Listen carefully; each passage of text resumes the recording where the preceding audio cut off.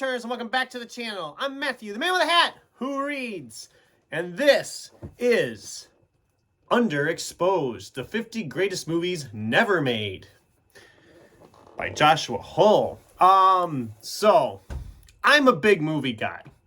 I've said this before. I work in a movie theater, so I see a lot of movies. I follow the movie news very closely.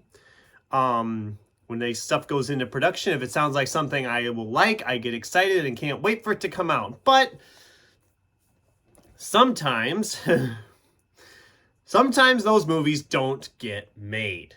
Stuff happens, and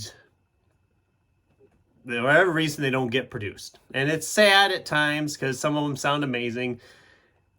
But this book was fun for that, because this book essentially takes us through a bunch of movies that at one point or another were either discussed or in some cases were actually in production. Scripts were written, actors were cast, directors were lined up, and then they just didn't happen. So I guess I could just read you the synopsis instead of trying to explain here. So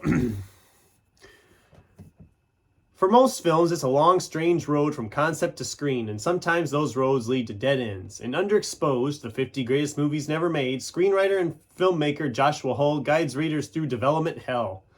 With humor and reverence, Hull details the speed bumps and roadblocks that kept these films from reaching the silver screen. From the misguided and rejected, like Batman vs. Godzilla, to films that changed hands and pulled a U-turn in development, like Steven Spielberg's planned Old Boy adaptation starring Will Smith, to would-be masterpieces that might still see the light of day, like Guillermo del Toro's At the Mountains of Madness, Hull discusses plot lines, rumored casting, and so much more. To help bring these lost projects to life, 50 artists from around the world in association with Poster Spy have contributed original posters that accompany each essay, giving a glimpse into what might have been. Like I said, I loved this. I had so much fun reading this. Certain ones they talked about I had heard about because, like I said, I follow it closely, but some of them I was just sitting there, my mouth just dropped. I mean, for example, the one that I just mentioned there in the synopsis there, Batman versus Godzilla. And they're not talking like 90s Batman versus Godzilla. No. They're talking the original 60s Batman versus Godzilla. That just sounds amazing, doesn't it? It would have been so hokey, but so much fun. What's some other ones they talk about? At the Mountains of Madness, that one still makes me sad that didn't happen. That was, I mean, you had Guillermo del Toro directing a Lovecraft adaptation. You had James Cameron helping him out with 3D technology for it. Tom Cruise involved to start. I mean, it just sounds phenomenal. I mean, it's great. What else do I want to talk about in this book? Because there's so many I could talk about. I don't want to talk about all of them because I think people wouldn't. If you're a movie person, you would enjoy this. They talk. Oh, here we go. How about The Lord of the Rings from Stanley Kubrick, starring the Beatles of all things? I don't even know what to say. It's one of those things you're like, that was actually a thing? They were actually considering that? What is it? Let's see, what else? Spike Jonze, Harold and the Purple Crayon, A Clockwork Orange, starring the Rolling Stones. Oh, here we go. MJ's a huge Keanu Reeves fan. How about Plastic Man, starring Keanu Reeves?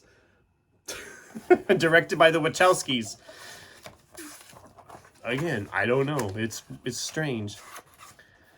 But yeah, this book, I mean, it's not... My one problem with it, and this is just me being me,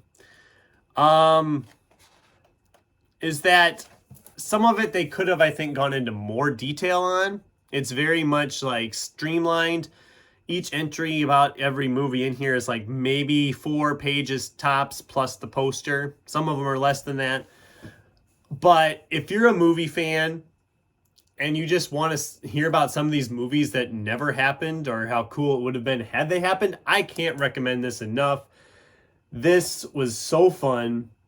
And some of them we did actually get later, or we got versions of them later from other filmmakers. Like, I mean, I don't want to go into too much detail on, because some of them are just so interesting. And some of them I know they said could still happen. I'm like, yes, please let some of these happen, because I would watch the heck out of some of these. So yes, if you're a big time movie fan, you love movies as much as you love books, I can't recommend this enough. There are some that were actual book adaptations they talk about in here that they didn't happen, like Neuromancer. I've never read Neuromancer from William Gibson, I believe it is.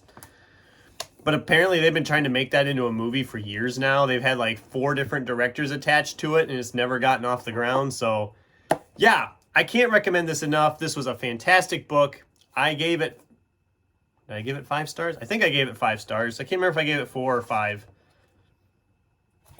Because it was kind of, like I said, it is a little bit simple at times, and I wanted a little more detail on some of it. But as a whole, I really enjoyed it. I definitely recommend it.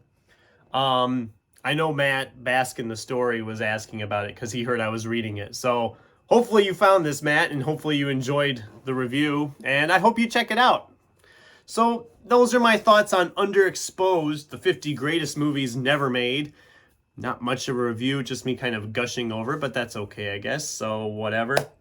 What are your thoughts? Does this sound like a book you would enjoy? What is a movie that you wish would have happened for whatever reason, or it didn't happen, or whatever? I'd love to hear from you in the comments down below. Thanks for watching, and until next time, keep turning pages.